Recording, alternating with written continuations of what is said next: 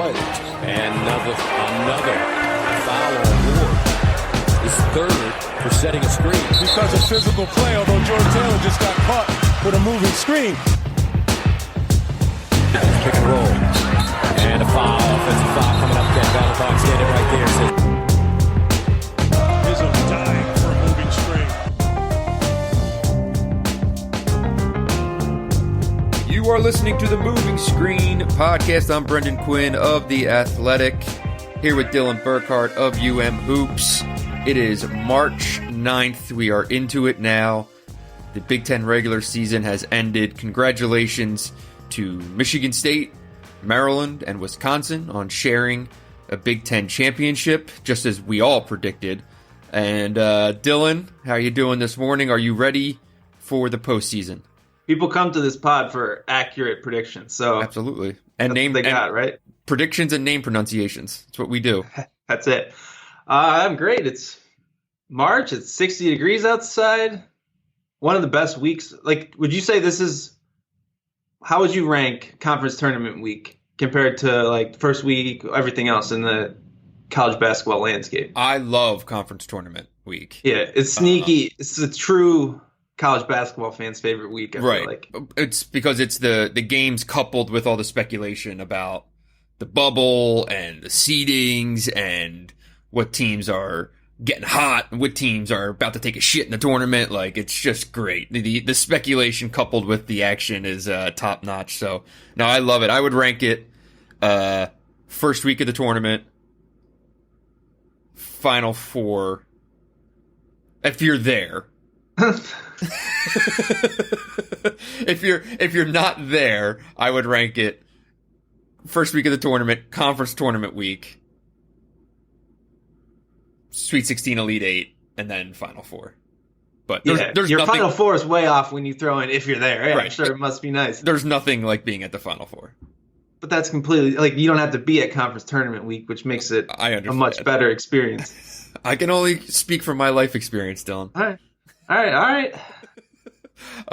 So before we have a jam-packed episode today that we think will be of interest to everyone well beyond Michigan and Michigan State fans. This is our annual conference award pod where we will go through our player of the year, freshman of the year, our all-league teams, our all-freshman team, our coach of the year, and then some off-the-beaten-path awards that we make up on the fly when we get a little punch drunk. And we'll probably talk a little conference tournament on the end. We'll see if we get to it, but a lot to get to. But first, Dylan, on Hoops, for anyone that's maybe a first-time listener, what is happening over there? Why should they subscribe? Well, first I want to say, just give a little plug for the NCAA Tournament Bible that I am working on with Jordan Sperber. It's going to be one of the best NCAA Tournament previews. I don't have the link handy, but I'll tweet it out. But you can go pre-order it now. It was one of my favorite resources for getting up to speed on the NCAA Tournament last year. Really excited to be helping out. So make sure you go pre-order that. I will co-sign on all of that. I can't wait to get mine. It was a wonderful resource last year. If you are a college basketball fan and you are filling out a bracket, you would be very wise to pick it up. It's well worth it. Thank you. Well, I didn't help on last year's, but well, then we'll make sure you don't buy this drag one. it down. Hope it lives up to your expectations. But at Hoops, we're going to be previewing the conference tournament. We'll have a story this week kind of making sense of where Michigan's at after a really good couple of weeks, a not so great couple of weeks, and sorting all that out and a lot more coverage. What do you have over at The Athletic? Well, I was obviously in East Lansing last night and wrote kind of just a feature story on just what that night was. And Cassius Winston senior night, a Big Ten championship, a banner. This was a year that, unlike anything I've ever covered, for sure, and last night was a very appropriate culmination. So I wrote about Cassius, wrote about how kind of his teammates were able to pick him up. He, in turn, picked them up, and this is where it got Michigan State. So really impressive thing. I even feel like, one of the things that's really stuck out to me is how Michigan fans have even responded to what what Cassius has been able to do, not only in his career but this year. And last night was special. And a couple days earlier, wrote about a very bizarre night in Ann Arbor with John Beeline in attendance and a whole other cast of characters. And then I have 3 or 4, I think, pretty unique pieces planned for the upcoming weeks, leading it up to and including the NCAA tournament. So I look forward to everyone being able to check that stuff out. So subscribe to The Athletic, and if you do so, pick one of my stories and subscribe to the link at the bottom of that one when you hit the paywall. That's how Papa gets his golf clubs, you know? So maybe do me a favor. All right, Dylan. We'll start with Conference Player of the Year. I think this is fairly obvious and would be really surprised. Oh, full disclosure. Neither Dylan or I have any idea who the other has chosen. So this hopefully makes for a better conversation. Conference Player of the Year, Dylan, who do you have? Cassius Winston. Really? Wow. Okay. Go for it. What's your argument? There's this whole perception that somehow Cassius Winston did not have a good season this year. Mm-hmm. He shot 43% on threes. He shot 49% on threes in Big Ten games. He was 3rd in the Big Ten in assist rate. His team was by far the best in the Big Ten. I don't really understand why he wouldn't be Player of the Year, except I guess people somehow expected him to be, I don't know, Superman? Like, what's the argument against him being Player of the Year? Just that Luka Garza put up insane stats on a team that went 11-9? Oh, I would say that you could make the case that Luka Garza was Superman. So my selection is Luka Garza. Point being, look, I get that Michigan State was a better team. He also had a lot more around him than I would think Garza did. He finished the regular season scoring 20 or more points in 16 straight Big Ten games. That's the most since Glenn Robinson in 94. And he wasn't just completely one-dimensional. He grabbed almost 10 rebounds per game. He had 15 double-doubles. He shot almost 36% on threes. Put it this way. If 1 or 2 more postseason games, Luka Garza is going to be in the top 10 all-time single-season scorers among Big Ten players. And while I get that Cassius Winston had a wonderful year, and he's obviously on my first team all-league, like, Garza's offensive production was historical. And say what you will about his defense, but then I would counter with, well, it's not exactly like Cassius Winston's a shutdown defender.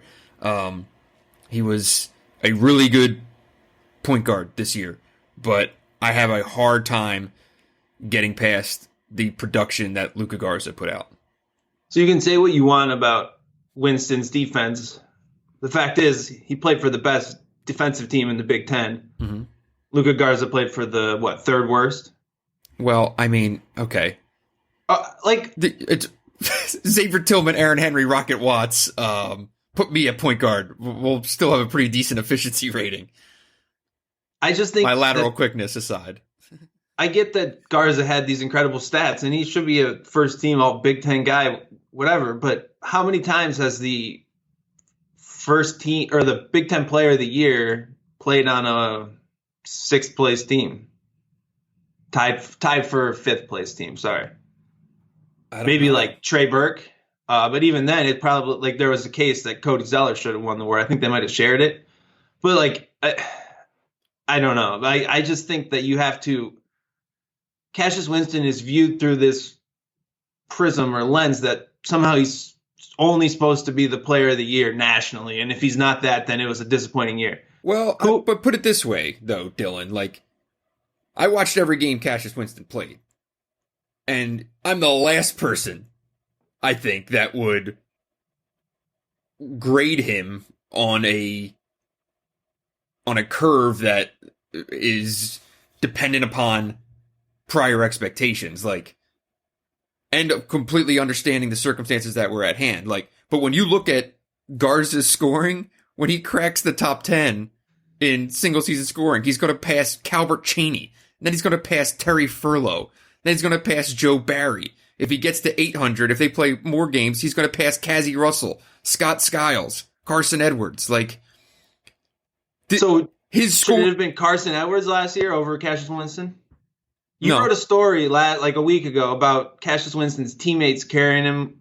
That was recently, right? It was after he went like 9 of 11 from 3 over 2 games. Like, there's just this perception. It's not like you meant to grade him on a curve, but he's clearly graded on a curve, and Garza is clearly graded on another curve where no one seems to care that he goes for 30 and 15 every time and his team loses, right? Like, that has to count for something.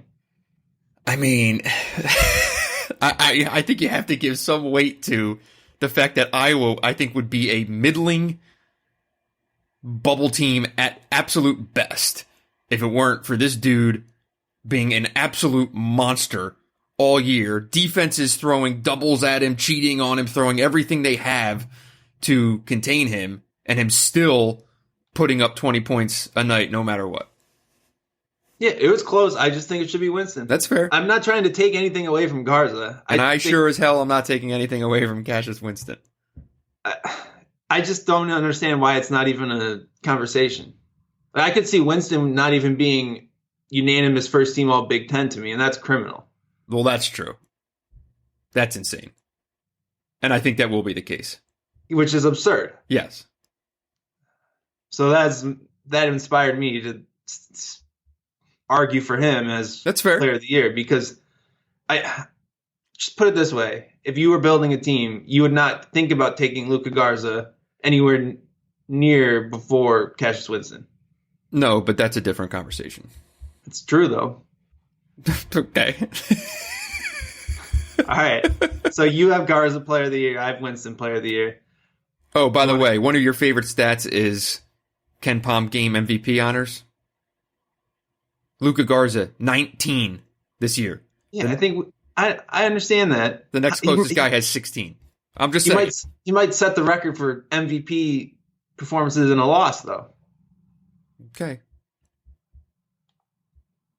All right.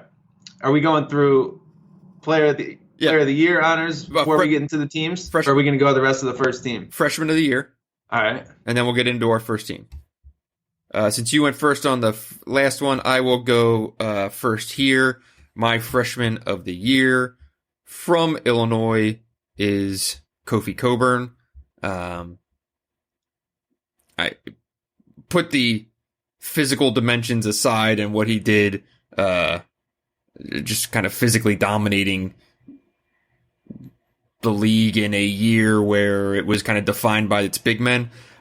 His production was there, almost 12 points a game, 8 boards, block and a half in league play. But more so, like, this vote to me, I look at Illinois last year missing the tournament. I look at Illinois this year being, just missing out on a share of a Big Ten championship. And the big thing that jumps out difference-wise is Cockburn. And the fact that, in a lot of ways, Underwood kind of went all in on what Illinois was with him on the floor. It completely changed their style of play and propelled them to an NCAA tournament. Obviously, Io was incredible this year. I'm just saying the way Cockburn transformed Illinois weighs, to me personally, more than any stats or how big he is or any of that stuff. Who do you got? I'm glad that you didn't pick him just for his size alone. That's good. Kofi Cockburn saved Brett Underwood from himself. Mm-hmm. I'd say he had him and he had to change his defense and that saved this Illinois team. I went with Trace Jackson Davis. I think it's really neck and neck. Jackson Davis was a bit more efficient offensively. Obviously didn't play for as good of a team, but I could see really either of those guys in this spot. I like Trace a little more just because I feel like I don't know. Coburn's really important to what Illinois does defensively and kind of makes that. It's just Trace has the better all-around stats, and for freshman of the year, I went with this is the exact argument we just had about Winston Garza, right? Indiana is sneaking into the NCAA tournament. I'm sorry, friends in Bloomington. Don't get mad at me for saying that, but freshman of the year different than player of the year for me. Okay, all right, that's fair. This was really close, just like Garza and Winston. I think you could really go either. Like could change my vote. I mean, the thing is, I agree Very with little. like I was about ready to change my vote hearing you talk about Kofi. Trace skill-wise is definitely above Kofi. I mean, he is, to use your argument previously, like if you're starting a team, you could make a case to take Trace over Coburn. If both guys come back next year, who would you rather have? Shit. That's hard. That's really hard. I'd say Trace probably has the higher ceiling as a player, but Coburn's presence in terms of winning and losing might be a greater determining factor. Yep, I would say Coburn might be more important to just Illinois' overall identity if he was back on the roster, because you know how you're going to build your entire defense. Right. Whereas Trace probably has a better chance to be like first team All Big Ten, legit star of the league. NBA, all that stuff. But like at the same time, imagine Coburn with a summer of, high level college training. Because like, I mean, you watch him at times this year, especially early, and he looked like a guy who was just learning, how to move and how to play and all this stuff. And like everything he did was just based on, this just natural size and ability, which is completely, just unheard of basically in terms of a freshman. Him just physically was unlike anything I've ever seen as a freshman. So, all right. Yeah. Go ahead. I'm sorry. No, I was going to say even his free throws, like he was a really bad free throw shooter for the first month of the year, and then he shot 70% at the free throw line in Big Ten play. So he improved basically exponentially through the course of the season. All right, let's get into our first team all-conference picks. Okay. You want to do defense and defense? Coach, or are we doing that later? We can do defensive player of the year now. It's Xavier Tillman. You don't disagree? I think that's a slam dunk. Okay, and I think we're going to talk about Tillman a little bit coming up here. So, all right, let's get into the first team. All right, first team all league. I'll just rattle mine off. All right, you rattle yours off, and then we can fight if we need to. My first team all league is Luka Garza, Cassius Winston, Jalen Smith from Maryland, Ayo Dosunmu from Illinois, and Xavier Tillman from Michigan State.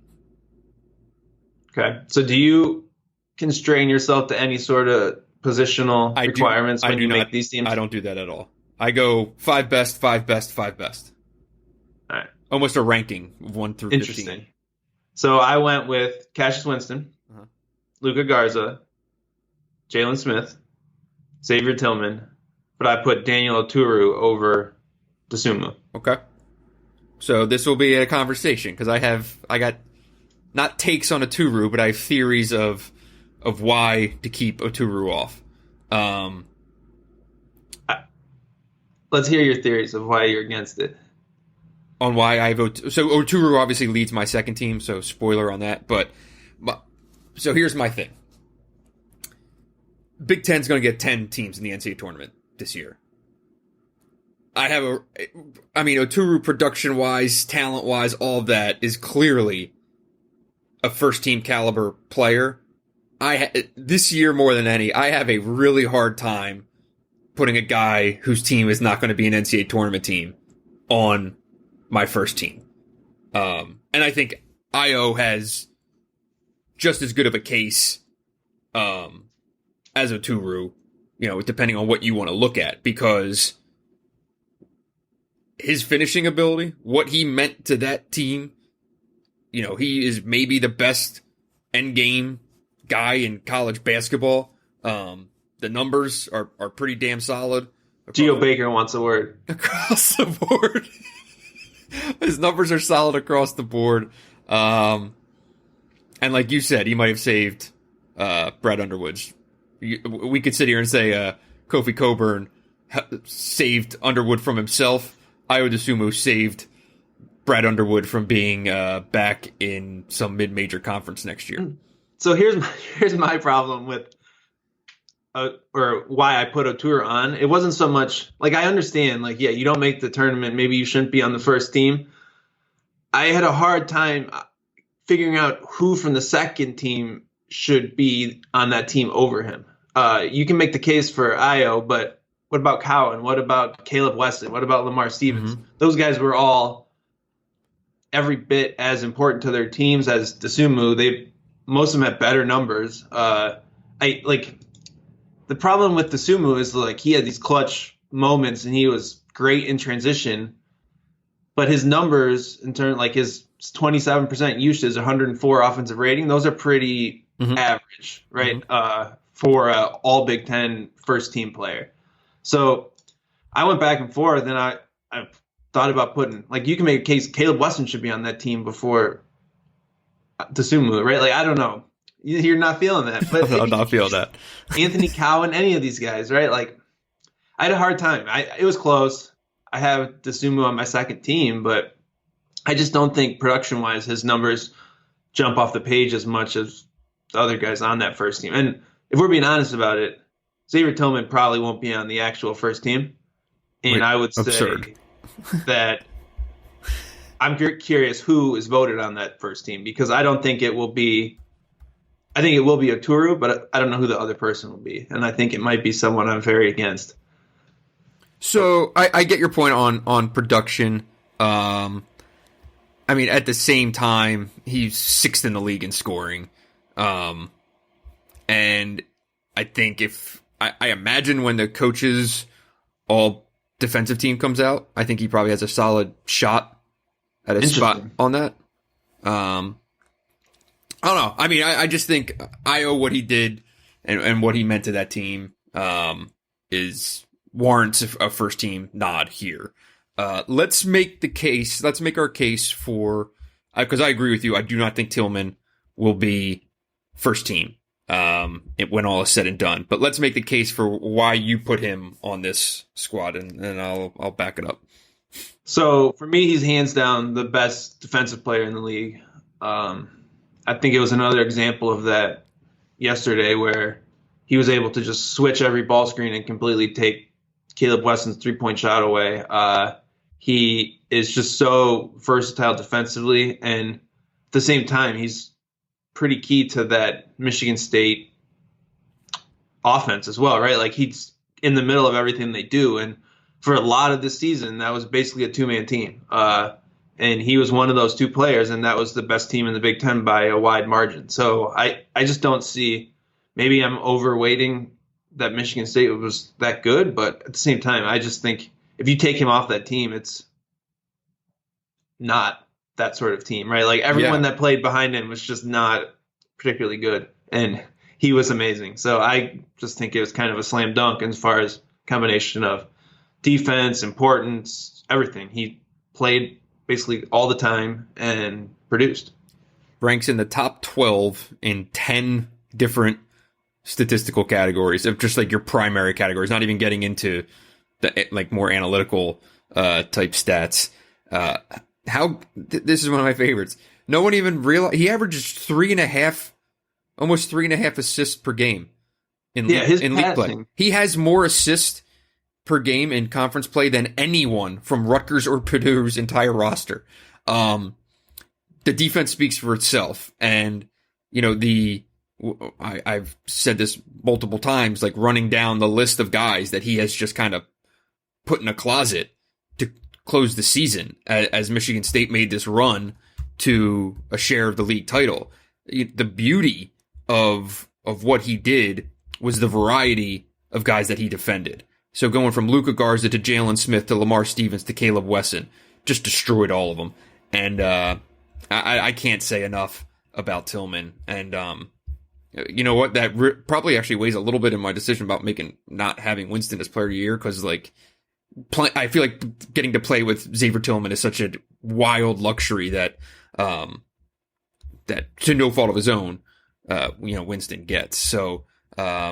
Yeah, I agree on Tillman. I think it's a bit of a codependence. You can make that case both ways, right? That's fair. Tillman benefits a lot from playing with one of the best passing point guards college basketball seen in a decade. No doubt. Or a guy who's a career 43% three-point shooter helps a bit. Mm-hmm. Makes everyone a little bit better. It's true.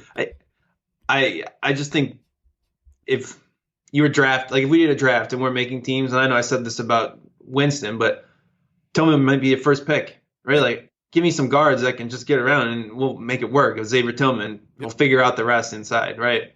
That's where I lean. I think he's the best. He's the best two-way player in the Big Ten, probably. That's two. Yeah, there's not. Who are the other candidates? Jalen Smith and Daniel Oturu. Yeah. But we both agree. We both agree with Sticks for first team. He's first in the Big Ten in effective field goal percentage, second in offensive rating. He's the best inside-outside big man in the league. And all due respect to Anthony Cowan, I think Sticks was the difference between Maryland being pretty good and being a team that got a share of a Big Ten championship. Yeah, I think he has to be on it. I don't think there's much argument there. All right, let's get into second team. Who do you got? My second team is Sumu, Cowan, Simpson, Wesson, and Stevens. Okay, so we are identical other than the fact that I have Oturu in this spot. So let's talk about Lamar Stevens. Let's talk about Lamar Stevens. He's going to be a first-team All-Big Ten player. I'm against it. Do you think? Do you disagree? I think he might be. I think Oturu has a better chance of being up there. They're both going to be on it. Oh, you think it'll be Dosunmu or Stevens then? So. In the last spot? So. Yeah. I have a really hard time. I mean, Oturu was for me the hardest one to keep off. Stevens was not. And all, hit wonderful career, blah, blah, blah. All due respect to Lamar Stevens. And at times this year, would I have certainly thought that he might be on that first team? Absolutely. But Penn State went 1-6 in its last 6 games, and it is a direct correlation to the way Stevens played. He averaged 5.7 makes on 18 takes in those last 6 games. And I'm sorry.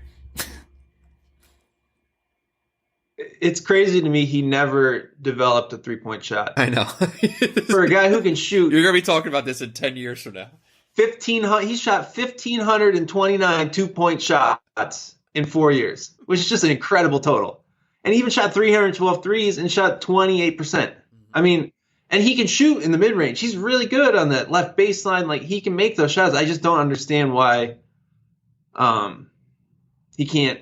He's never been able to develop a three-point shot. If you would have said 2 years ago that Xavier Simpson was going to be the one that ended up with a higher three-point percentage as a senior, I would have taken that bet all day. I mean, he's a career 74% free throw shooter. Mm-hmm. You're supposed to have some correlation there, but like that's what you would look at for shooting potential. Like you have it just doesn't make sense. His performance against Michigan State, and like I get Tillman is great, but that's just a really sour way to. Yes. And it's like not what you expected a month ago when Penn State was rocking and rolling there and had won 8 in a row. Yep. He's a good defender. He is a good scorer. Like I don't want to imagine that Penn State team without him. Like one of the reasons he takes so many shitty shots is that he's not in an offense and he doesn't have a lot of great offensive players around him. So you have to like adjust for that. And I get that. I think he's still a second team All Big Ten player.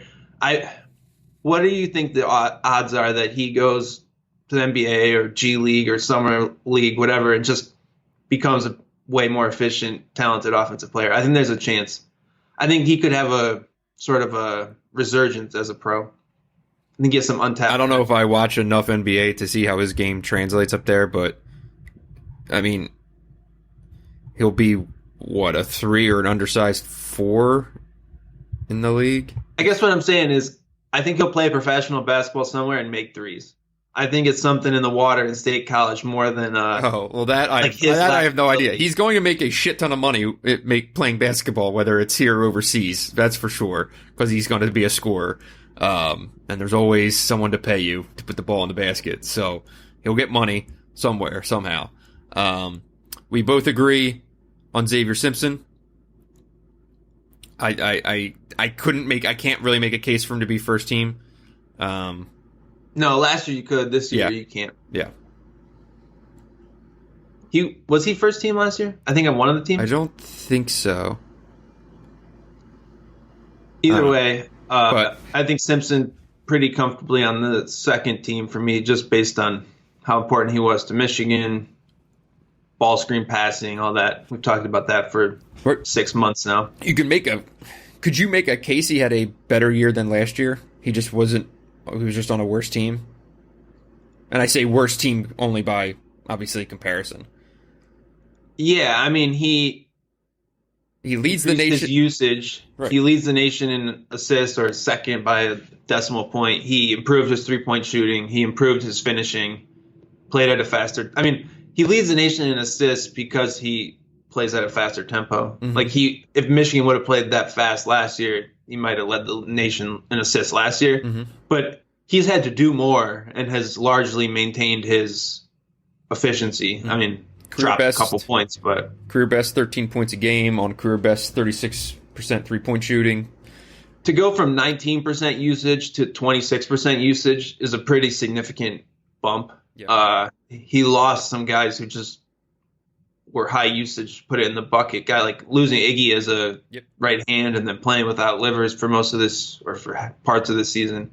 It's definitely a case. I mean, that's why I think he's pretty much a lock for second team. But to be first team, you have to put up insane stats, or you have to be at least playing on Friday for me in the Big Ten tournament. Right. Agree. Are you at all worried about his free throw shooting going into the postseason? It's hard not to be. I think he's like 10 of his last 26. Yeah, I mean, it seemed like for a stretch there, it was like, he kind of figured it out a little bit, and maybe this isn't going to be a talking point all year. But lo and behold, if they're in a tight game and 2 minutes left, I think anyone who's doing their homework goes auto foul on Simpson again. And you'd hate to see his career end that way, but I don't think it's out of the realm of possibility. Yeah, we've seen him go through streaks in both directions, so it's hard to really say, right? But yeah, he has not looked good at the free throw line, and the results haven't been there either. So that is definitely a concern. Like last year, he shot 75% at the free throw line in the Big Ten. This year, he's at 55%. That's not great for a guy who's going to get fouled in the last 2 minutes of an NCAA tournament game at some point here. Yep. So we both had Cowan and Wesson in the other two spots. Yeah, I'll make my case for why Cowan is not a first team selection. And it's, he's obviously a one of the best point guards in the league. I think that he is almost single-handedly responsible for Maryland's ridiculous 5-6 record when trailing with 5 minutes left in a game. So there's a lot to be said about that. But like just pointing out the fact that I made that case for Io. But when it comes to Cowan, to be kind of the player that he is, shot under 30% on threes in conference play. So did Io. What your boys shoot? So did Io. But and also finished with a career low effective field goal percentage. It was at just under 47%. He just didn't quite have the scoring pop. And part of that's probably playing with sticks, but and part of it is he's a point guard, not a scorer. Sure. I mean, I guess coming into the season, I thought of Anthony Cowan as a decent 3-point shooter.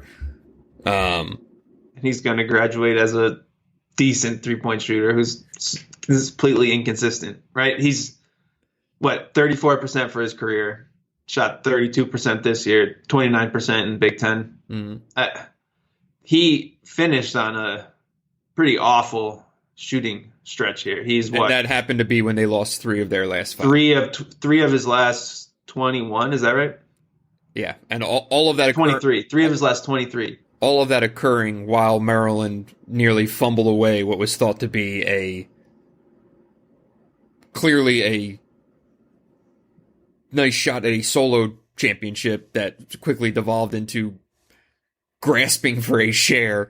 A lot of that went, unfortunately, kind of with his play down the stretch. Well, he got the job done delivered on Sunday, no doubt. 20 points. He was awesome. 7 of 9 2-point shooting, 8 assists. Right, like he brought it when it mattered on senior night. You got to give him a little credit for that. But it's kind of the whole thing with Maryland. they are as they shoot from three, right? They're not good 3-point shooters. They just chuck it up and see what happens. I mean, this team would be awful if you took Cowan off of it. That is You can talk true. about sticks all you want, but Cowan is playing he's second in minutes percentage in the Big Ten. He's on the court all the time. Yep. They don't really have a backup, and I don't know. I think you can make a case that I'll go back and forth between him and Sticks. I wonder if they could split the vote a bit, which could hurt where they end up in the actual teams when they're announced. True. Wesson. Wesson is a guy I've never been a big fan of, but everything that this Ohio State team does is based on his ability to stretch the floor and go inside, and he played way more minutes than he was ever able to before. He stayed out of foul trouble. He shot 43% from three. You can say Sticks is the best inside-outside big, but Wesson's up there. Wesson is probably more versatile as a post-up scorer than Sticks. Not the same kind of defender, but just as reliable of a three-point shooter. And I mean, I don't think this Ohio State team is what it is without Wesson's ability to space the floor, and that's what Michigan State took away so effectively on Sunday and kind of just left Ohio State looking for answers. I mean, the longer you look at Caleb Wesson's stats, the more I think you kind of see how important he was to what this Ohio State team did. Shot 44% over those last 12 games when Ohio State basically went on its run to turn its season around, and shot 43% over the whole season. Hey, how about that? Overall, scored double figures, 27 of 31 games, grabbed 8 rebounds or more in 22 of 31. Yeah, I mean, Ohio State was like an interesting case when I was going through making my teams, because I obviously lean, as I think you do, obviously lean towards the teams that have success when it comes to filling out, these teams. And when you look at Ohio State, it's like, okay, well, who's this? Like, why are they good? Like, what are the guys that are the big standouts? It's Wesson. It's hard to miss it, man. Yeah, and it's really, I think you could really actually make a case for Andre Wesson too, as like a third team. You could make a case for CJ Walker as like third team, but like neither of those guys are like overwhelmingly CJ Walker conference type guys. Yeah, go ahead. He was a different player over the last month, Right. and had a different role. Right. I mean, no, you're not making a case for Andre Wesson as an all Big Ten player. He's a 15% usage guy. I mean, it's at the same time, but at the same time, if you took Andre Wesson off of that team, would they have gotten through parts of this year? Okay.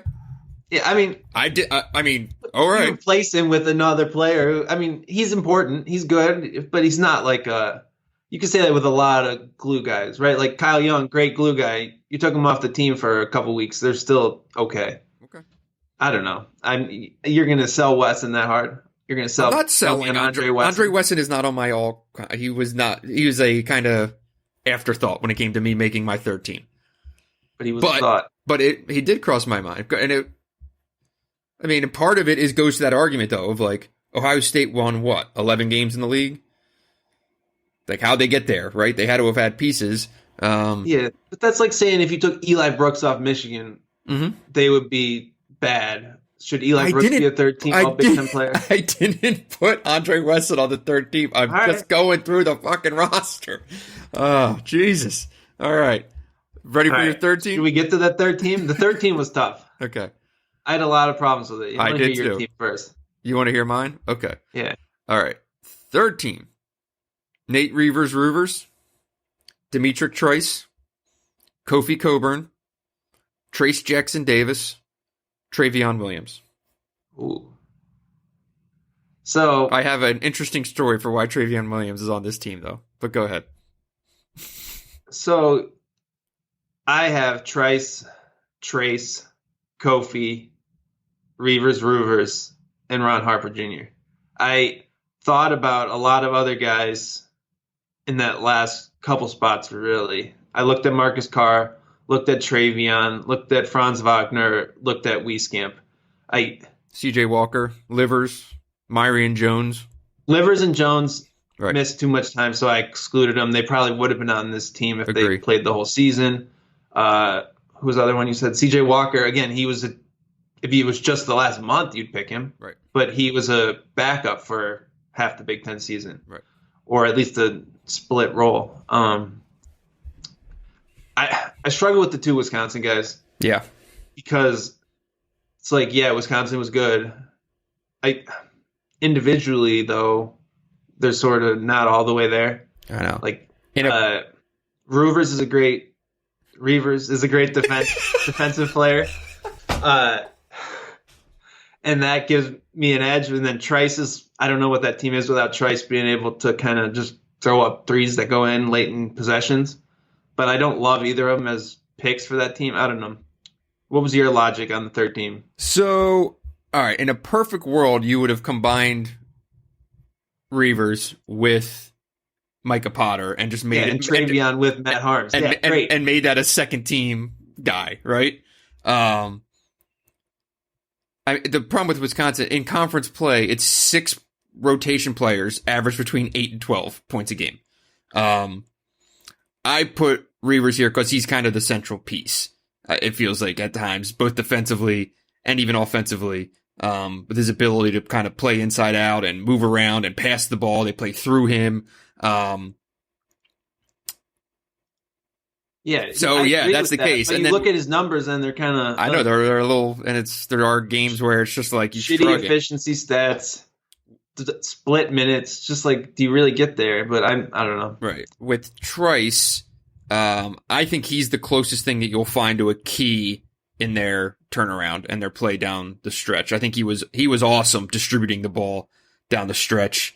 I think he was really locked in as a point guard, but then also shooting 46% on threes over those 6 games. And, if he doesn't do that, there's a hiccup in there and they don't get a share of the championship. And frankly, you can't have a Big Ten champion that doesn't have 2 guys on an all-league team, pretty much in my book. If you only watched him against Michigan, you might put him on the All-American team. Yeah, you're damn right. But then he scored 16 points total over the next 3 games. So it's a bit of that's where it's hard to get there. Trice. But we've talked about the balance that Wisconsin has, and I feel like a lot of it was Trice kind of dialing things up and running that offense. Yeah, I agree. I think I picked Trice on my team. I had a hard time. Everyone else you're considering probably had better individual, no doubt, production, and it just comes down to what you're trying to reward on these teams for me. Yeah. So let's get into our difference. Okay. You took Travion. You took Ron Harper Jr. I have Travion. So what's the case for Travion? So here we go.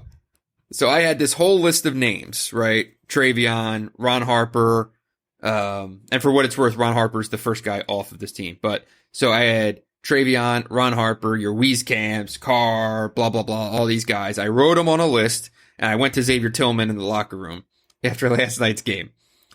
And I said, here's a list of guys. I have 1 spot left on my all Big Ten team. Who can't be left off? And without even hesitating, he said Travion Williams. And it was not because Travion played here and they have, and they're, I'm sure they crossed paths in high school. It was, he was just like, basically, that dude is a force and he's productive. He demands so much attention defensively. And he is productive. And if you go and you look at the numbers, he averaged 13 and 8.5 boards in league play, ranked first in the league in offensive rebound percentage, ranked 5th in defensive rebound percentage. And he finished the regular season as the 5th most efficient player in the conference. And that's behind the likes of Garza, Turu, Smith, and somebody else. 5th most efficient. How are you rating that? I don't know. Pulled it off of something. I mean, maybe it was 5th most among super high usage dudes because he used 32% possession. So that must have been it. Yeah. So if you filter it down to that group, yeah, that's fair. The issue with Travion for me is He's a big minus defensively. When you have to be basically platooned with a guy who just plays defense, I think it limits some of your all-conference upside. So he, in games when he could really do his thing and play, he was great. Yep. But I don't think he was consistent enough or played enough minutes to be an all Big Ten guy. I think he has probably all the makings of a guy who, if he can get in a little better shape next year and play better defensively, could be an all Big Ten guy.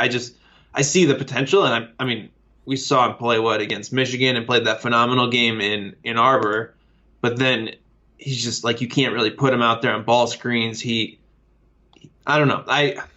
That was my case against Travion. Just that he is too much of a one-sided player, and I just think if your backup is in tune with your role, like if you have to say the two together, it's a little bit of not a great situation. Agree. And for what it's worth, when I presented the same list to Cassius, he picked your boy. So there's a feather in your cap. Who's my boy? Ron Harper. Oh, interesting. Yeah. Also, he says, I love Ron Harper. Quote, Cassius Winston. You also have to look at the fact of they play against different players a lot of the time, right? Cassius Winston ain't coming near Travion Williams for a reason. Yeah, right? I mean, I know they talk Xavier, like how Xavier Tillman watches as much film on him with the guards defense as he does his own. I like Harper because, one, I think Rutgers needs a guy on the team. Agree. Two, he's the best player on that team, even though he doesn't get all the headlines. And he plays hard. He can do different things. He plays defense. He rebounds. He blocks shots. He makes threes, which not a lot of dudes on that team can do. I like him. I think he's going to be potentially a big part of, like, that Rutgers team brings a lot of guys back. They're going to be really interesting next year. And Harper, building on his freshman year to sophomore year to now his junior year, could be dangerous.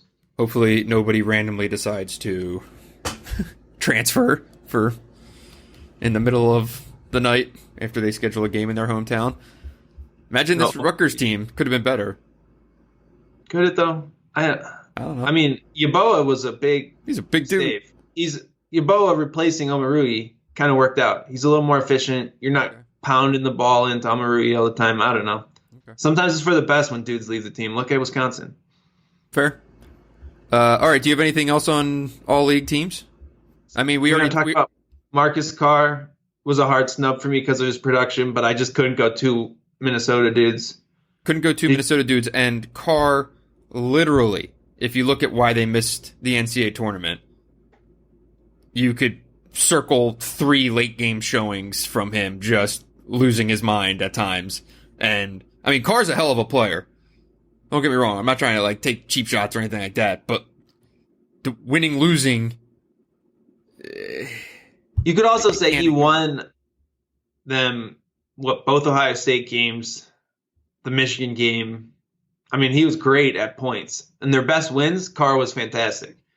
He had 21 against Ohio State. He had 35 against Ohio State. He had 21 against Michigan, 27 against Penn State. I mean, those are the best games they played all year. So I go back and forth, but I do think that Purdue game when he just started dribbling off his foot all the time. But again, he had 27 points in that game. He got him to that point. I don't know. He has all Big Ten type numbers, and we put a lot of guys on that team who had good seasons, but did not have all Big Ten type numbers. So that was a hard thing to weigh for me. Yeah, I mean, the thing is, his snub is an indictment of Richard Pitino more than anything else, which is really what it boils down to. No? I mean, I'll buy it. But if they're an NCAA tournament team, there's no doubt Marcus Carr's on the third team. It's a good way to put it. So, all right. We already talked Coburn. We already talked Trace Jackson Davis. Did you do a freshman of the year team? I did. Or all freshman team? I did. You want me to rattle this off? This was hard for me because really, there are only 4 freshmen who really played key roles in the league, I feel like. All right. So we agree on Coburn, Jackson Davis, Wagner, Watts. No, I did not have Watts. What? I get that the last 5 games weighs heavily in your teams, but I didn't have Watts. I had Frederick and Scott. You have Dante Scott over Rocket Watts. Yeah, I just you are out of your mind. What? Scott's averaging like 6.5 points a game. What's his season high? Yeah, I mean Watts. If you're going over the last 5 games, I guess like he didn't have some of the. All right, make this case. I didn't make a case. I couldn't decide on a 5th player. I just picked Dante Scott because he played a lot of minutes for Maryland and they were good. I didn't love the pick. I guess Watts is the obvious answer, but Dante Scott had 6 games in double figures with a season high of 13. Rocket Watts is a elite defender. And let's pull him up.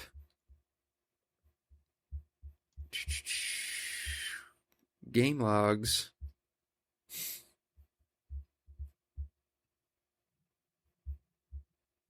I mean, 11 games in double figures, twice in the 20s, and has helped to transform the best team in the league down the stretch.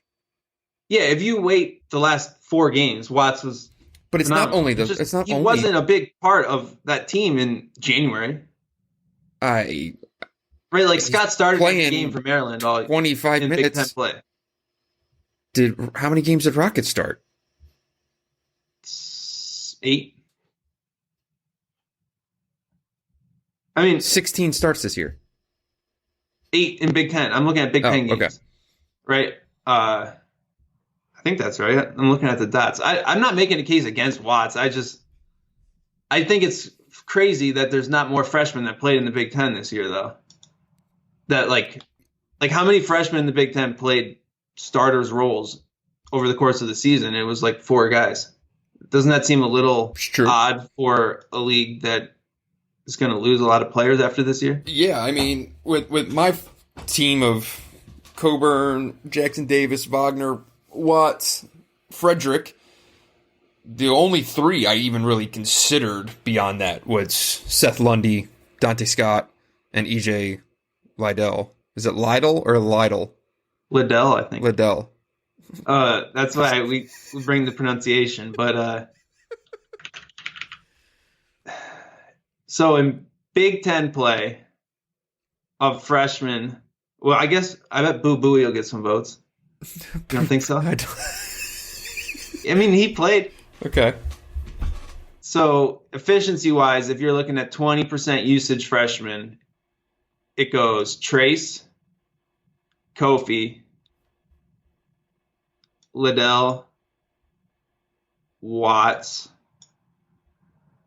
I think that's it. That used 20%. And then Bowie. No, Toussaint and Bowie. I guess Toussaint played a key role for them. I like Toussaint. Lundy is a good one. I didn't even think of him. I mean, Watts' defense is the thing that sticks out even more than his offense, though. Yeah, Watts is really what will make or break Michigan State if he can. He's taking like 10 threes a game now and is a 28% three-point shooter. It's getting a little wild. If they're going in right now, it's just going to be fascinating to see what happens here. He's 28% on the year and is attempting like 8.5 threes a game over the last 4 games. Can you share with the people what you said to me yesterday? Because it was a phenomenal take. He's 5 bank threes away from declaring for the NBA draft over the next 2 weeks. Because so true. I mean, what do you think of his shot? Like his form, or just like no one's more confident his shot's going in when he takes it than Rocket Watts, but it doesn't seem very consistent to me. Do you agree with that? Yeah, of course. Like it goes all. He's just 34 for 121. And the makes are like something new every time a little bit. Do you agree with that? Yeah, kind of. But the thing is also, like, if he makes 2, he might, he's either going to if you make shoot 2, you out. He's either going to shoot you out of the game or you're going to win by 20. Yeah, he's really improved his 2-point shooting exponentially. I love his in-between game.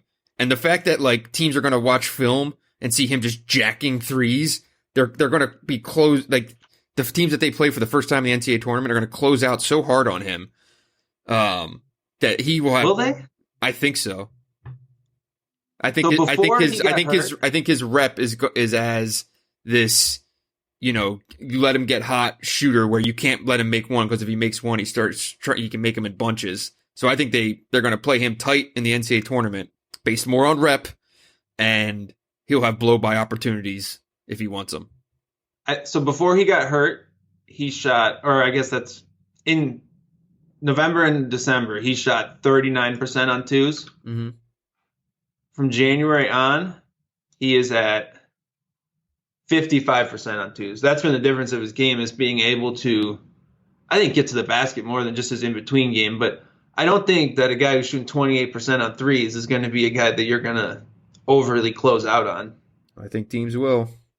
All right. I mean, I think he's fast enough to beat guys off the dribble with any sort of closeout, but I don't think you're selling out your defense to take away Watt's three-pointers when he's at 28%. I think teams are going to be out there guarding him. That's all I'm saying.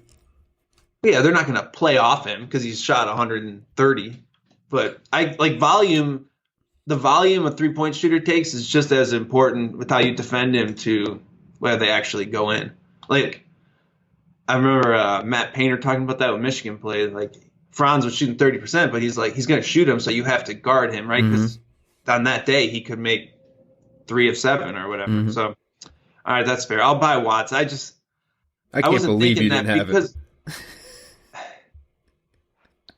It's a very, do you agree it's a very recency bias pick? Like, you wouldn't have picked him there 5 games ago. I might have. You think? Like, if it was on... I mean, what is C.J. Frederick other than a three-point shooter? A starter and second most important player on that team? The guy who bailed out that team for Joe Wieskamp having a disappointing sophomore season? I don't know, man. I'd say the best perimeter defender on the best team in the league. Also playing starter minutes.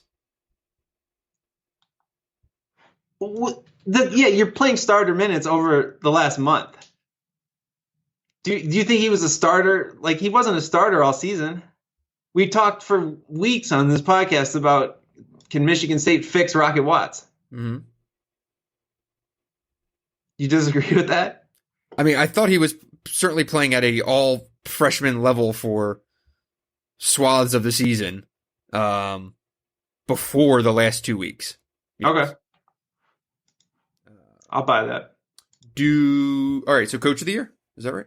Coach of the Year. Well, I did an all-defense team.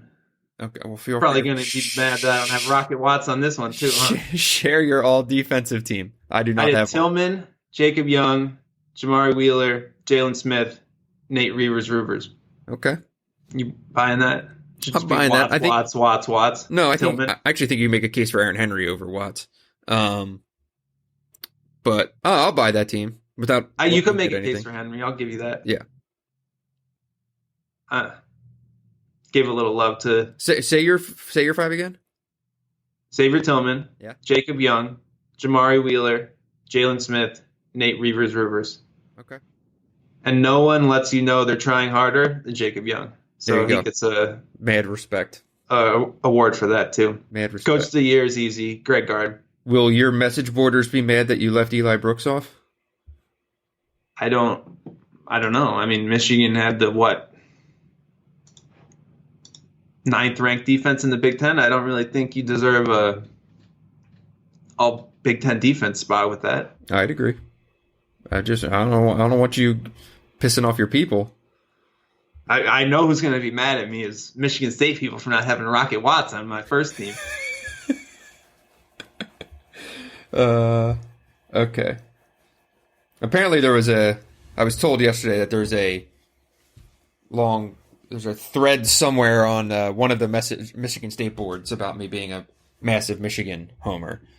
But I'm going to tell you, there's probably one on a Michigan message board about you being a massive Michigan State homer. So means you're killing them both ways. In reality, I dislike everybody. So, except for you, Bal. All right, Coach of the Year. I think this is anticlimactic because I'm pretty sure we both have the same guy. Mm-hmm. Go for it. Greg Gard. I already said it. Okay. But who did you struggle with this at all? I didn't. I struggled. Not really. I feel like anything outside of Greg Gard would just be overthinking it. I think you could sit here and make a case for other guys. They just won't be as good of a case as Greg Gard. When it really comes down to it, they played through, not having Potter for the first half of the year. They played through what was a traumatic offseason, obviously. They replaced Ethan Happ. They had the midseason transfer of Kobe King. Some naysayers will point to their schedule, saying that they only played Illinois and Maryland once. But at the same time, they only played Northwestern once. And at the end of the day, they beat both Michigan State and Maryland. This wasn't just an empty, they just cleaned up on wins against Indiana and Northwestern and Nebraska and, just bullshitted their way to 14 wins. Like, down the stretch, they beat at least 4 NCAA tournament teams in the last 7 games to get a share of that conference championship. Like, they earned everything that they got. Yeah, do you weigh schedule? Like, I don't know. There's Michigan State, who's the best team in the league. So they played twice, right? Wisconsin and Michigan State. Yeah, they split. I don't think there's a big gap between the next 6 teams as far as like strength of schedule. Sure. I don't think that, you only play Maryland once, but you play Ohio State twice or whatever is that big of a difference, right? Like, these teams are all ranked between, and the teams that are ranked higher in KenPom are not the teams. Like, I wouldn't rank the teams in terms of how tough your schedule is based on the final conference standings. Sure. Ohio State is really one of the best teams in the league, I think, and they finished 11-9. Illinois, KenPom has them as what, like the 10th best team in the conference, right? So, or not 10th, that might be right. It's just like, I don't think you can just weigh, you only play Illinois once and say that's the easy schedule. KenPom strength of schedule has them 9th and Maryland 8th, right? I mean, it's not that much different. And part of the case for me for Gard is that, Coach of the Year is always a dumb award because it really lacks nuance. And it's a situation that it sets up for coaches who, quote unquote, outperform preseason expectations, win the award over guys who will win the league. Someone tweeted at me that like Izzo has 3 Coach of the Year awards and 10 Big Ten championships. Like, that seems a little crazy, right? But if you look at it along those lines, Gard checks all those boxes. The team overperformed, and they won a share of the Big Ten championship. So yeah, and you also have to remember some of those 10 Big Ten championships are probably shared. Sure. So when there's a share, right, like if you're the tie's never going to go to the guy who's in the Hall of Fame. But Tom Izzo can rack up preseason Coach of the Year awards, which is probably a worse award than Coach of the Year because you're literally trying to predict who will be the best coach, and that bothers me more than anything. Well, that is by far the dumbest. Who would be in college basketball? What? Like, if you had to rank a top 3, you had to do like a ranked ballot. So on the media ballot that we get from the Big Ten office, you have to vote 1, 2, 3, and it's for tiebreakers. My 1, 2, 3 was Gard, Izzo, Underwood. I'd go Gard, Underwood, Peichel. Okay. I think you have to give the Rutgers bump to Peichel there, and I think Underwood, I think he made coaching changes to his philosophy that really stand out. It kind of reminds me of what Michigan State did mid-season last year, where they kind of changed the entire identity, right? Slowed down, played through ball screens. Underwood giving up on the way he's always played defense, to me, is a sign of good coaching. And they also, if you want to talk about strength of schedule, they had the 3rd ranked conference strength of schedule. Again, that's sort of a fucked up stat because they're 30th in KenPom, which means everyone else's strength of schedule is going to be worse because they can't play the 10th best team in the league, whatever. But I just give Illinois some credit. They won a lot of close games. I like Underwood. That's fair. I think the case for Izzo goes into a lot of extenuating circumstances of this year where I think this thing could have gone really off the rails, and if frankly, I think if it's most coaches, I'm not sure would have been able to navigate this thing, hold things together quite like Tom did. Now, this is one of those things, like, a lot of it has to do with being around the program and having kind of conversations in there. I think there's definitely a bias of seeing what actually went down there on a day-to-day. So I will fully admit to that. But I thought this was, all in all, a really pretty exceptional showing of leadership. So I gave him the nod there, and as my number 2 vote. Underwood, I agree with everything you said. And then, yeah, Peichel and Chambers, the crazy thing is, any other year, you could see them being like runaway picks to win this. But this year was just pretty unlike any other. Yeah, I buy everything you say about leadership and the Izzo pick. My argument would be, I think they were better than their record. So if you just want to look at like strictly basketball, like coaching, I think Michigan State had by far the best team and finished in a 3-way tie. And so that's like they lost games they shouldn't have lost to me this year. And that is why this league was tied. It wasn't that Maryland and Wisconsin were really good. It was that Michigan State, to me, should have been a 16 or 17 win team in this league. They are good enough to be that. That's what the Ken Pom says they are. That's why they're going to be a favorite to go to the Final Four. People are going to start realizing that. But in terms of the actual in-conference coaching, I think finishing 14-6 based and tying with Maryland and Wisconsin, 2 teams that Michigan State would be like 6-point favorites against in a neutral floor, is a bit of a disappointment just in terms of the actual on the court product. Yeah, I agree. And then like, and it's one of those things. That's kind of why I had to preface it the way I did. That like, when you talk to people up there and stuff, it's, yeah, they lost games that they should have won, and they underperformed at times, and they also had no idea what they were getting on any given day from the most important player on the team. Having to coach through that, I don't know if that'll ever really truly be appreciated, of how daunting the regular day-to-day operation was from December through even still today. It's hard. Shouldn't some of that play into Cassius Winston for Player of the Year? It's true. I agree. That's fair. If you're going to use that in your Coach of the Year logic, I mean, yeah, I don't know. That's fair. I would make that case.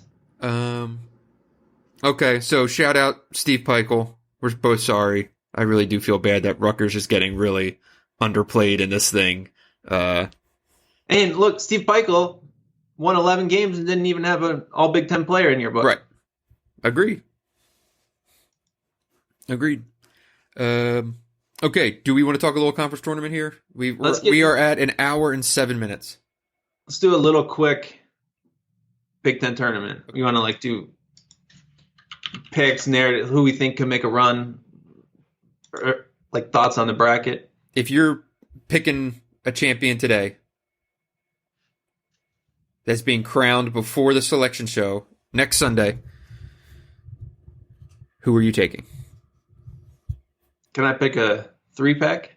What do you? Or a 2-pack? 3-pack. All right. The obvious answer is Michigan State. Hold on a second. Take one of your top 4 seeds. Let's do this.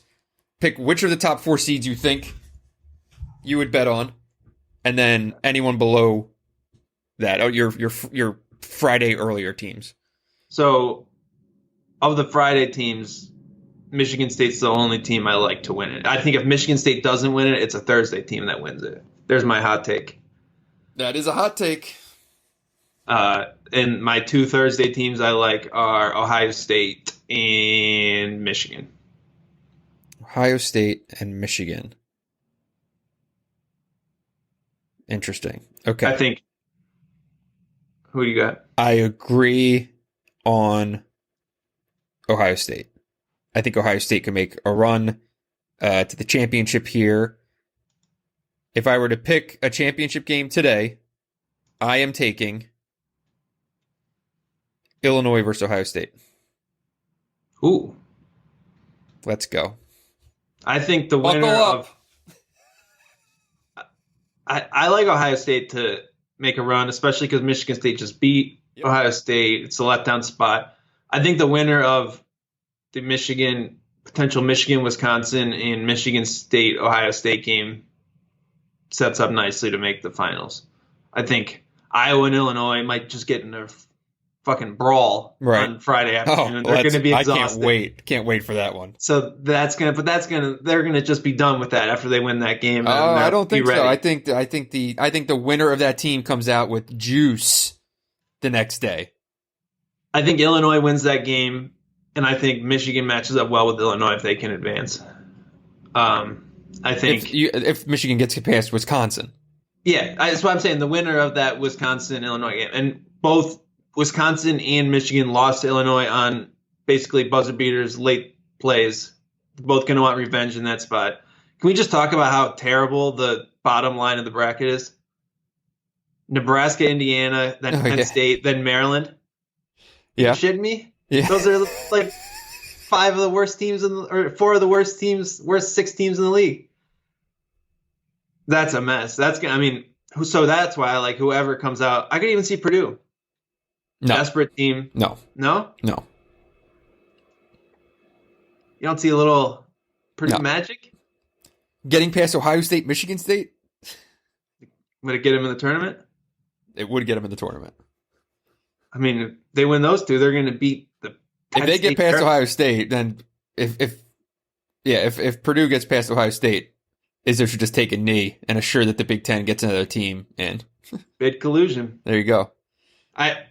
Michigan State has nothing to gain here. It basically has to win the championship, I think, to get to a 2 seed. I think it's damn near locked as a 3 seed. Everyone says nothing to gain. I think they could prove pretty emphatically that they were the best team in the Big Ten all along. And I think if they win the conference tournament... Who gives a shit about that? It's all about the tournament. You were the one who always yells at me that it's all about the NCAA tournament. It is, but I think that matters for this one weekend in Indianapolis. I think that Michigan State's also just way better than everyone else in the league. And everyone wants to talk about the parity and how close it was, but Michigan State outscored teams by twice as much as anyone else. Mm-hmm. They're the team you should pick. You don't think a 2 seed's in play? I do. A 2 seed's in play if they get to Sunday. I don't even know if that gets it done. Right. Maybe. We'll see. I mean, yeah, if they beat Ohio State and Maryland, maybe that's enough to get them to the 2 line.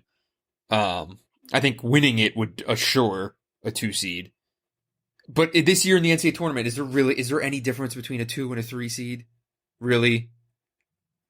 It probably has a lot of impact on what region you're in, right? If you're the top 3 or the bottom 2. Yeah. I mean, if they're a protected seed one way or another. No, I mean, like, if you're it's kind of backwards. I get what you mean. Like the draw at the end. Basically. You'll be tied up with the best 1 seed versus the worst 1 seed. Right. But I look at even the ones and all that. I don't see any, like, maybe Kansas is the team you want to avoid at all cost. But I'm not.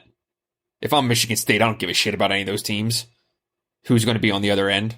Do you? No. I want to avoid Kansas if I'm them. Yeah, the matchups, you can get a bad matchup at any seed just based on how a team plays. If you get a team that doesn't match up well with you, I don't think it really has to be a certain seed or this, that, and the rest. Who is the team that you like? Like, there's a surprise run. You got any, like everyone loved to pick Rutgers when it was in the Garden. The one that, like, if it actually happens, people will be, like, just kind of losing their shit. Yeah. I think it'd be Iowa. They're the 5 seed, I know, but nobody's talking about them. No one cares about them. No one's going to take them seriously in the NCAA tournament. Seems like a letdown spot for Iowa to lose to Minnesota to me. Don't you think that they want more than anything to get to Illinois, though? Yeah, and they're not going to be worried about Minnesota. That's not a great spot. I mean, Minnesota's going to be playing for everything. Minnesota and Purdue are the 2 teams that you can say have everything to gain, and everyone else has maybe not that much to gain. What do you think about Minnesota making a run to the championship? It's completely possible. Yeah, I mean, beating Iowa, Illinois, and then Wisconsin or Michigan or Rutgers is not out of the question at all. Do you think that gets them in? I don't know. Then that's the thing, though. I mean, they're good enough that Ken Palm, they're what? They're 29th. 29th, right? Yeah. Which Illinois is 30th. They could be favored against Illinois if they play. Right. So, yeah, Minnesota has a lot to play for. And they're good enough to beat these teams, right? Like they definitely are. They have played close. They blew the game against Iowa at home. Like, it's not like they're going to be out. Like, it's not like they're Nebraska or Northwestern and they're just going to show up and get stomped off the court, right? They're going to be all hot and bothered when Marcus Carr isn't an all-league selection. They'll be going out there to prove things. Yikes. I like it. I like fear the gopher. I think, and I could see Purdue making a run. I just don't see the scoring away from Mackey. Close by. It close, but still miles and miles away for that offense. I'm sorry. They can't score. Yeah. I don't know. I would love to see, like, if you're Minnesota, if you could just get, like, the bottom sets up. I hate Indiana. I don't like this team, but they could beat Penn State and Maryland. Like, come on. Oh, yeah. They could. Does Indiana have Penn to win? State's in a nosedive right now. Maryland is just pulling up as it's about to hit the ground.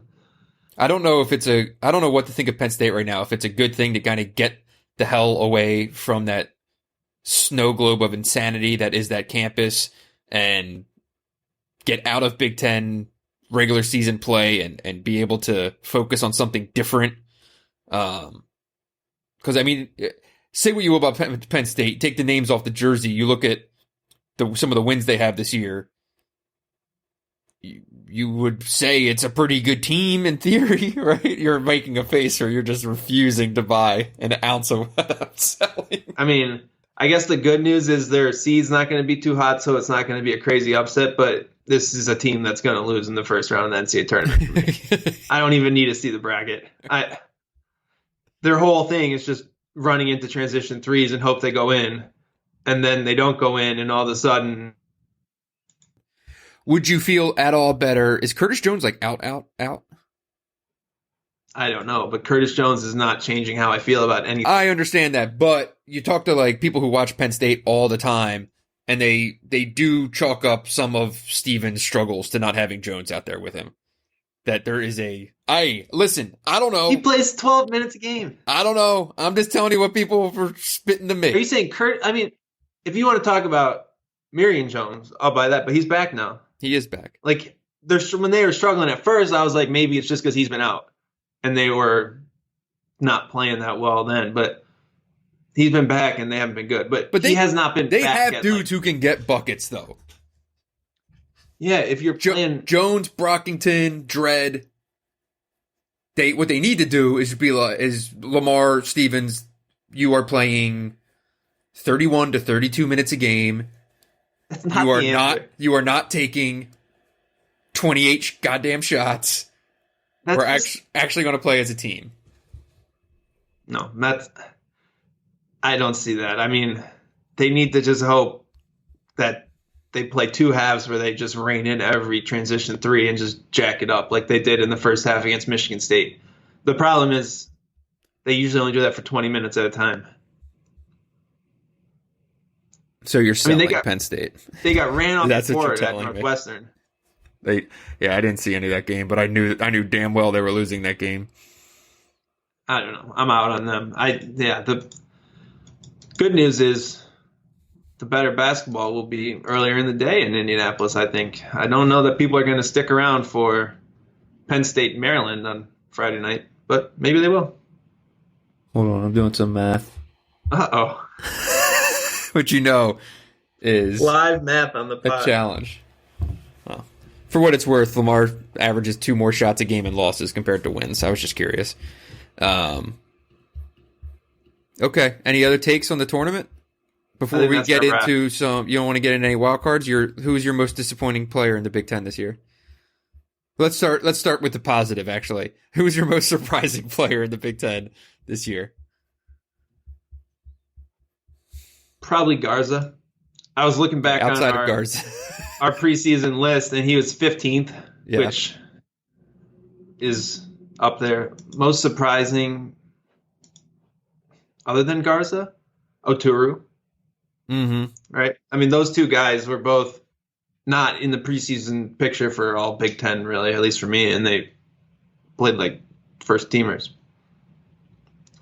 Do you have a more under the radar surprise you're trying to get at here? I'm trying to find one. One that I really like heading into. Let's make sure I have this right. Heading into next year, I thought he only ever played 18 minutes a game. I thought he played more. Anytime I watch Illinois, I really like Alan Griffin. Yeah, because he's the only dude who can shoot. Well, but that's fair. I like his all-around game. Yeah, he's by far their best offensive player. I think defense is a big issue for him, but he's a guy who should be, like, you see him and you're like, damn, this dude should be the starting wing, not the guy who plays 18 minutes. I agree with that. He was totally off my radar. I don't even remember what he did as a freshman. It was very little. How many did he play? He played 8 minutes a game as a freshman. Yeah, he didn't. He wasn't even on my radar until about midway through probably non-conference play. But after watching them in league play, I really, really like Alan Griffin. I'd throw Miriam Jones as a surprise guy. He shot 32% on twos and 28% on threes as a freshman, and then was basically the best offensive player on that team as far as efficiency. 49% on twos, 40% on threes. Could probably make the same case for your boy Ron Harper. Ron Harper, I think we should have expected that more. It was criminal. No one drafted him we drafted all these other Rutgers dudes and no one picked him. Mm-hmm. But I think he had showed more signs than Jones or Griffin for sure. Yeah. Most biggest disappointment? There's a long list. There's quite a list. I think I have to start with Georgie. Now, part of it, like how much of it was in his control, how much of it was out of his control. Position-wise, he was a mess at Illinois. Can't play alongside Coburn. He's not a 4. This myth that he might turn into a 3-point shooting and turn into a stretch 4 was not happening at all. He also had to do it though. He did. Right. No,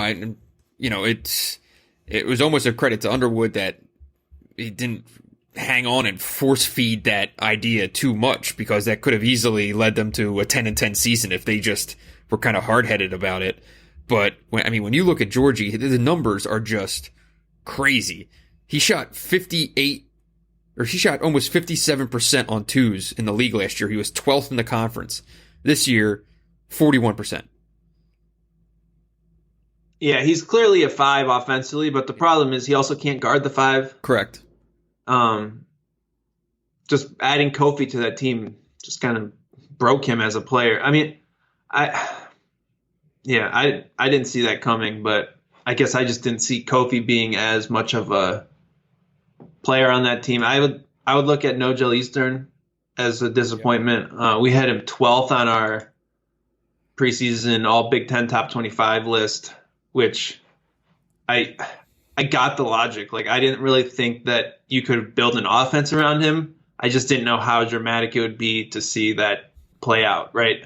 He's a great defender, whatever else, but he just kind of nosedived without Carson Edwards next to him. That would be my biggest disappointment, at least. It's fair.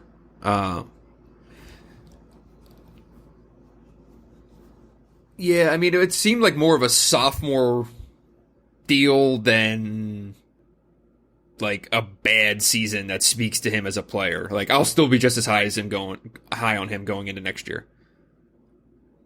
And here's the thing, like, when Garza became what Garza is, that probably turned Wieskamp into something that he didn't think he was going to be this year, which was a very much number 2 option. Feed the post, feed the post, feed the post, feed the post, feed the post. That was Iowa basketball. Even in transition. Shit. Okay. All right. What was your 10 and 11? What does that mean? Yeah. Man. No, they did not.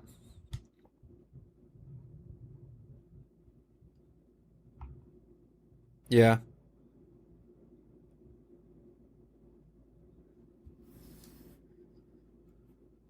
Yeah, I mean, I would have to go with Henry in terms of, like, I'm not in any, put it this way, I'm not surprised in any way about what Teskey ended up being this year. I did not think he was going to turn into 17 and 10 or something like that. You know, like I thought it was going to basically be last year's version of Teskey, and it was maybe a notch below that, right?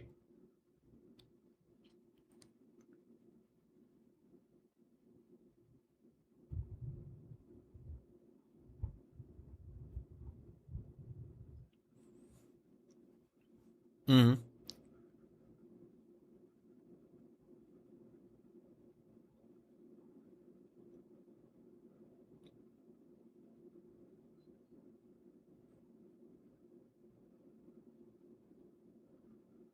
True.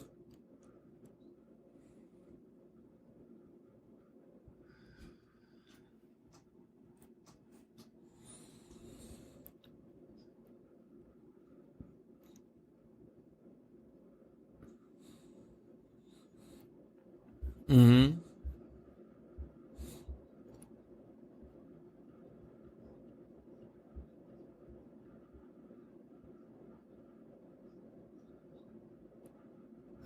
Yeah, I thought he was going to take a significant leap forward, and that just never came. And right now, I think I think the last 2 or 3 weeks that he's played is the best that he's played, even going back to last year's NCAA tournament. I love what he looks like right now, and I see no reason why that doesn't carry through to the conference play and NCAA tournament, and that will probably change very much the picture of his sophomore season. But when you just look at the regular season of what you thought it was going to be, I definitely did not see this.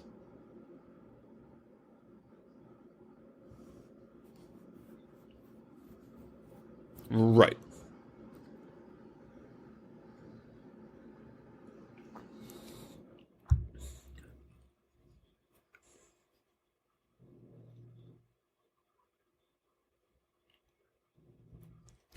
And he's just like,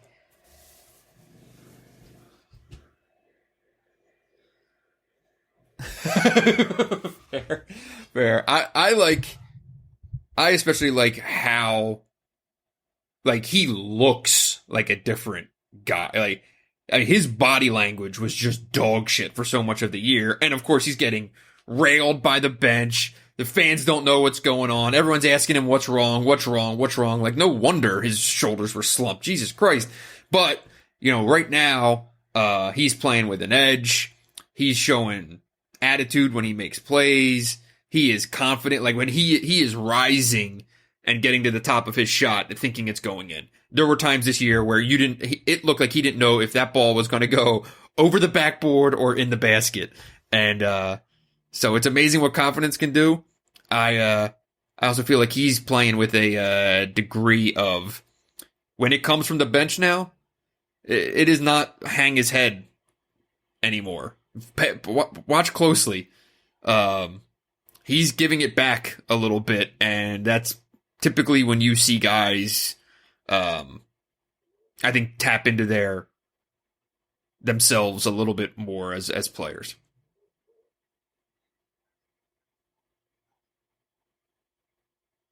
Getting there. Oh, well, I mean, the NCAA tournament. Yeah, big time. Yeah, and I mean, Henry's going to be one of those interesting ones where scouts love him. Scouts love his skill set. The numbers aside from this year, like, I still think he can declare and go test the waters and see what the feedback is this offseason. I would expect him to.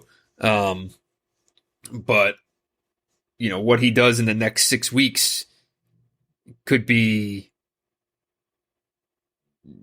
a year that people were saying, man, Aaron Henry lost sophomore year. What a shame, to him putting up numbers in the NCAA tournament, going pro, pulling the old DJ Wilson. No doubt. No doubt.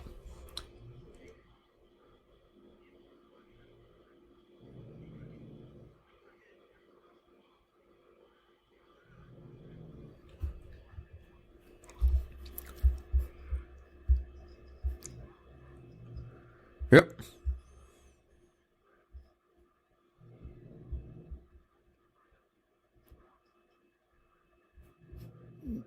Final take would be that the unofficial Big Ten preseason poll was not bad this year. It was a miss on Wisconsin, right? But otherwise, damn near nailed it. Pretty close. Ready?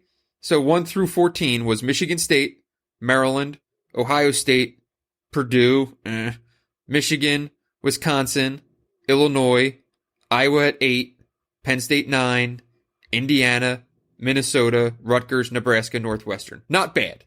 Sometimes there's just... I like it. Okay. So that'll do it. Dylan, thanks for another great regular season. I look forward to the postseason with you, pal. We will both be in Indianapolis later this week. We will try to squeeze in what we can podcast-wise. They really did us no favors here. But at least Michigan State is in the late game, so we'll see. We appreciate everyone listening. Make sure you subscribe to this podcast and leave a review if you would be so kind. Much more to come this month.